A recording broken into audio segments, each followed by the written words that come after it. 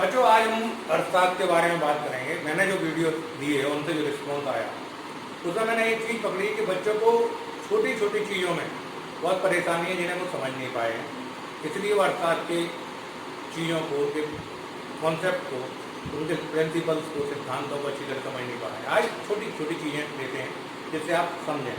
अर्थशास्त्र इतिहास या दूसरे सब्जेक्टों की तरह नहीं है, उसकी अपने पढ़ने का एक ढंग और कुछ चीज़ें होती हैं। अर्थात बेसिकली 3 चीज़ों पर चलता है। पहली चीज़ है अवधारणा। कुछ कॉन्सेप्ट हैं जिनके आधार पर सिद्धांत डेवलप होते हैं, वो अर्थशास्त्र में मुख्यतः चलते हैं।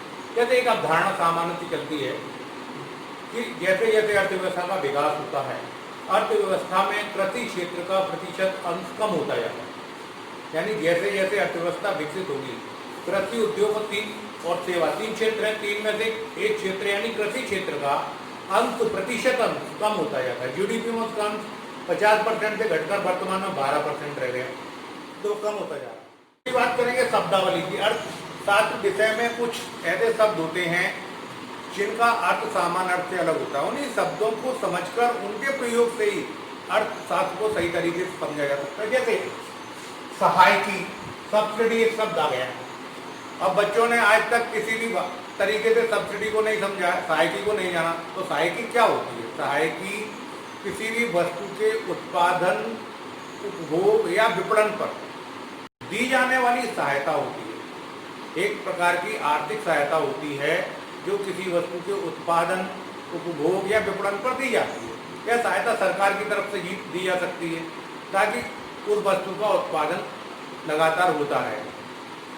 तीसरी चीज है तथ्य। अर्थशास्त्र में तीसरी चीज तथ्य यानी आंकड़े इंपॉर्टेंट चीज है। जैसे उसने कहा भाई वर्तमान में कृषि क्षेत्र का जीडीपी में योगदान कितना है, तो कृषि में योगदान अपन डाल लेंगे 12.3% वर्तमान में। तो इस तरह के तथ्य आएंगे। तो भाई जनगणना कितनी है, लिंगानुपात कितना है। तो ये 3 चीजें आपको समझनी पड़ेंगी कि इन चीजों, ये 3 वो पिलर है जिन पर अर्थशास्त्र खड़ा है। इन चीजों को समझेंगे तो आप अर्थशास्त्र के सिद्धांतों को भली बात कर पाएंगे। तो दूसरी चीज है वस्तुओं का वर्गीकरण।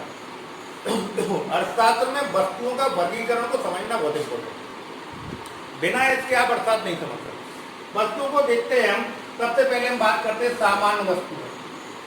क्या कॉन्सेप्ट आएगा सामान्य वस्तुओं के लिए कि भाई उपभोक्ता की आय बढ़ेगी, आय बढ़ने के साथ जो है उन वस्तुओं का अधिक क्रय करेगा, अधिक खरीदेगा। आय बढ़ेगी, वस्तु की खरीदी जाने वाली मात्रा में वृद्धि होगी, तो वो कौन सी वस्तु हो गई? सामान्य वस्तु है।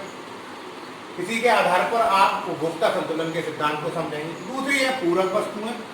पूरक यानी एक वस्तु के साथ दूसरी वस्तु का उपयोग जरूरी है। जैसे मेरे हाथ में ये पेन, इस पेन के साथ स्याही जरूरी है, बिना स्याही के पेन कोई मतलब का नहीं। यानी पेन और स्याही पूरक वस्तु हो गई, पेंट शर्ट पूरक वस्तु हो गई। तो ये पूरक वस्तुओं में एक विशेष स्थिति होती है। मान लीजिए एक वस्तु की कीमत बढ़ी तो दूसरी वस्तु की मांग घट जाएगी। एक की कीमत बढ़ने पर जब दूसरी वस्तु की मांग घट रही है तो इसका सीधा सा मतलब है कि ये वस्तु पूरक वस्तु। इस सिद्धांत को अपने दिमाग में बैठा लीजिए। तीसरी चीज है प्रतिस्थापक वस्तुएं, सब्स्टिट्यूशन गुड्स। सब्स्टिट्यूशन गुड्स यानी एक दूसरे से मिलती हुई वस्तुएं जिनमें हम एक के साथ दूसरे का उपभोग कर सकते हैं, बदल सकते हैं। जैसे चाय महंगी हो गई तो कॉफी। प्रतिस्थापक वस्तु, जैसे चाय महंगी हो गई तो हम कॉफी का उपभोग करने लगे। ठीक है। अनाजों में देखिए दाल के साथ चावल चलता है, चावल और गेहूं सब्स्टिट्यूट वस्तु में। गेहूं महंगा हो रहा है तो आदमी चावल की मात्रा बढ़ा देगा। तो प्रतिस्थापन वस्तु में क्या होगा? एक वस्तु की कीमत में वृद्धि होने पर दूसरी वस्तु की मांगी जाने वाली मात्रा बढ़ जाएगी। फिर सुनिए, एक वस्तु की कीमत में वृद्धि होने पर यदि दूसरी वस्तु की मांगी जाने वाली मात्रा में वृद्धि होती तो नेचुरल क्या होता है? तो यह वस्तु क्या कहेंगे? प्रतिस्थापक वस्तु। ये भी आपको समझना पड़ेगा। तो सामान्य वस्तु, पूरक वस्तु, प्रतिस्थापक वस्तु। चौथी है मीन इंफीरियर गुड्स। ये बहुत इंपॉर्टेंट है आपको समझना। जब व्यक्ति की आय बढ़ जाए, उपभोक्ता की आय बढ़ जाए और आय बढ़ने पर वह मांगी गई मात्रा, किसी वस्तु की मांगी गई मात्रा में कमी कर दे। सामान्य वस्तु में आय बढ़ने पर मांगी गई मात्रा बढ़ा रहा है, लेकिन आय बढ़ने पर मांगी गई मात्रा में यदि उपभोक्ता कमी करता है, यानी उसको आय बढ़ गई लेकिन कम खरीद रहा है, तो उसे हम हीन वस्तु कहेंगे, जिसकी मात्रा का कम खरीदता है। नेक्स्ट है गिफिन वस्तु है। ये गिफिन वस्तुएं की अवधारणा जो दी गई वो ब्रिटिश सांख्यिकीविद रॉबर्ट गिफिन ने दी थी। सामान्य तौर पर अर्थशास्त्र के विद्यार्थी हीन और गिफिन वस्तुओं को एक ही समझते हैं। सामान्य तौर पर हीन वस्तु और गिफिन वस्तुओं को एक ही समझा जाता है, लेकिन ये दोनों अलग अलग है। गिफिन वस्तु आय बढ़ने पर वस्तु की मांगी गई मात्रा में कमी, प्रतिस्थापन हुआ, लेकिन गिफिन वस्तु वह वस्तु है जिसमें आय बढ़ने पर मांगी गई मात्रा में इतनी अधिक कमी होती है कि वह प्रतिस्थापन प्रभाव से अधिक होती है, यानी प्रतिस्थापन प्रभाव अधिक पावरफुल हो जाता है। आय प्रभाव कम पड़ जाता है, प्रतिस्थापन प्रभाव अधिक पावरफुल हो जाए तो वो गिफिन वस्तु। इस गिफिन वस्तु की अवधारणा आपको तटस्थ वक्र विश्लेषण में पूरे वीडियो में गिफिन और हीन वस्तुओं की अवधारणा कॉन्सेप्ट के द्वारा और डायग्राम के द्वारा मैं आपको समझाऊंगा। नेक्स्ट, सहयोग उत्पादित या सहयोजित वस्तुएं। बहुत सारी ऐसी वस्तु होती हैं जो एक के साथ दूसरी स्वतः उत्पादित होती है, अपने साथ आप उत्पादित होती है, उसे हम उत्पादित नहीं करते।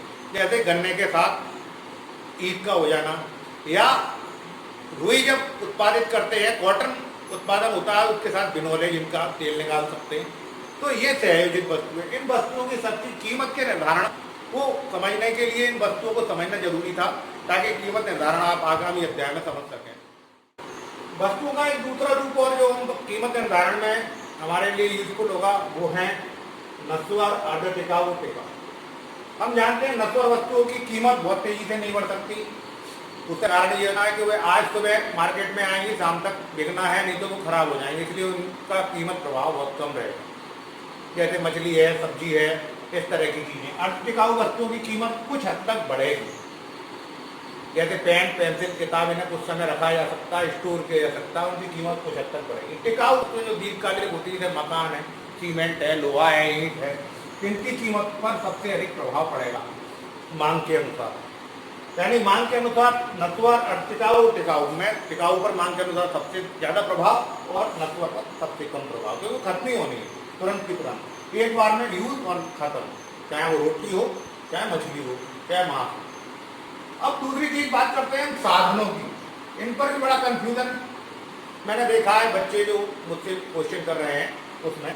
सामान्य तौर पर भूमि, श्रम, पूंजी, साहस, संगठन और साहस, ये 5 माने गए हैं, और इन 5 के आधार पर हम अर्थशास्त्र में देखते हैं। श्रम और पूंजी को लेकर दोनों अक्ष पर हमारे सारे सिद्धांत चलते हैं अर्थशास्त्र के। लेकिन एक और वस्तुओं का वर्गीकरण प्रोफेसर वॉन मीजर द्वारा दिया गया था, विशिष्ट और अविशिष्ट। विशिष्ट वस्तु वह वस्तु होती है जिसका केवल एक ही उपयोग होता है। एक उपयोग का मतलब अर्थशास्त्र में कहेंगे उसका एक उपयोग है, इसलिए उसकी हस्तांतरण आय क्या होगी, 0 होगी। हस्तांतरण आय बराबर ट्रांसफर इनकम, हस्तांतरण आय 0, तो यानी उसे हम ट्रांसफर कहेंगे, उसकी कोई भी इनकम नहीं होगी। ऐसी वस्तु जैसे रेल का इंजन, रेल का इंजन का एक ही उपयोग है, रेल खींचना, उसके अलावा उसका कोई उपयोग नहीं करता।